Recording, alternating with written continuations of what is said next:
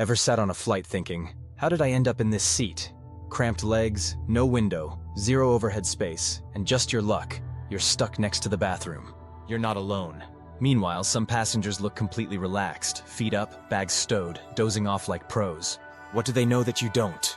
Here's the truth. Airlines never advertise that your seat can make or break your flight, and there's a science to choosing the right one. It's not about spending more money.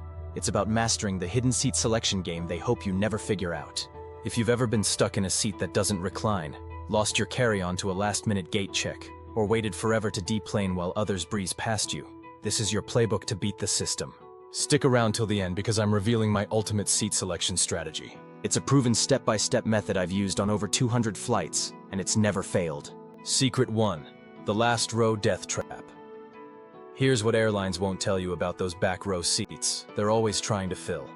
They're designed to make your flight miserable. Think about it. When was the last time you saw a frequent flyer voluntarily choose the very last row? That seat that won't recline isn't just uncomfortable, it's a health hazard on long flights. Your spine stays locked upright for hours, creating stiffness that can last for days after landing. But here's the part that really gets me. You're paying the same price as passengers 3 rows ahead who can actually lean back and rest. The bathroom traffic is relentless. Every passenger from the middle and front of the plane trudges past your seat. The odors, the noise, the constant bumping. One flight attendant told me she's seen passengers in the last row get hit by bathroom doors opening dozens of times per flight. Pro tip: if you absolutely must sit in the back, choose an aisle seat in the second to last row instead. You'll get 90% of the benefits with none of the bathroom chaos. Secret 2. The exit row illusion that's costing you money. Airlines market exit row seats like they're doing you a favor. Extra legroom, premium experience. But here's what they're not telling you. You might actually be less comfortable than in a regular economy seat. First, you're paying extra for the privilege of doing their job. In an emergency, you become an unpaid flight crew member with serious legal responsibilities. But the real kicker? That underseat storage you rely on completely disappears. Your personal item, your medications, your snacks, everything goes in the overhead bin, which might be full by the time you board. I learned this the hard way on a flight to Denver. Paid $45 extra for exit row legroom, then had to gate check my carry-on because there was no bin space left. The premium seat ended up costing me an extra hour at baggage claim and nearly made me miss my connection. The temperature issue is real too. Those emergency exits aren't perfectly sealed. At 35,000 feet, you're essentially sitting next to a barely insulated wall with outside temperatures of minus 70 degrees Fahrenheit. Bring layers or you'll be miserable for hours. Secret 3. Why bulkhead seats are a double-edged sword. Bulkhead seats seem perfect. No one reclining into your space, extra legroom, unobstructed views. But airlines quietly remove the best parts while keeping the premium pricing. Here's the trap.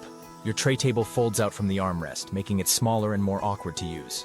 Try eating a meal or using a laptop. It's like working on a TV dinner tray. Plus, your armrest doesn't lift up, so you're locked into a narrower space than regular economy seats. The entertainment screen is also built into that armrest, positioned at an awkward angle that'll give you neck strain on flights longer than 2 hours. And forget about underseat storage. Just like exit rows, everything goes overhead. But here's the insider move. If you're traveling with minimal carry-on items and prioritize legroom over convenience, bulkhead seats can work. Just know exactly what you're trading off. Secret 4. The middle seat nightmare. And when it's actually strategic. Everyone knows middle seats are terrible.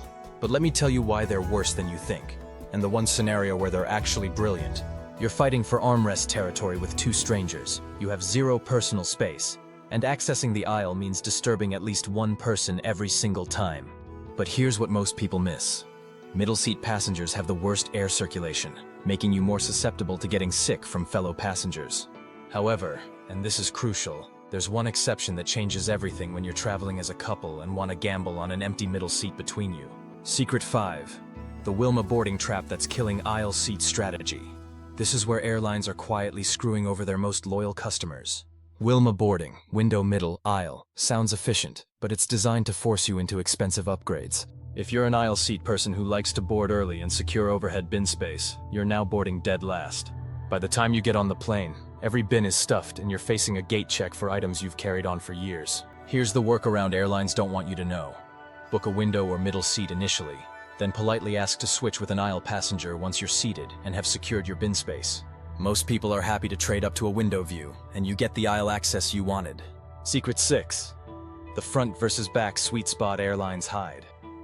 Airlines want you to believe it's first class or bust, But there's a secret zone that gives you 80% of the premium experience at economy prices. Rows 6 to 9 on most narrow-body aircraft hit the perfect balance. You're close enough to the front for early boarding and quick deplaning, but far enough back to avoid the chaos of families with young children who typically cluster in the first few rows. The ride is smoother here too. You're positioned over or just behind the wing, which is the aircraft's center of gravity. Less turbulence, less motion sickness, better sleep, but avoid rows 10 to 15 at all costs. This is where airlines typically place their most problematic passengers.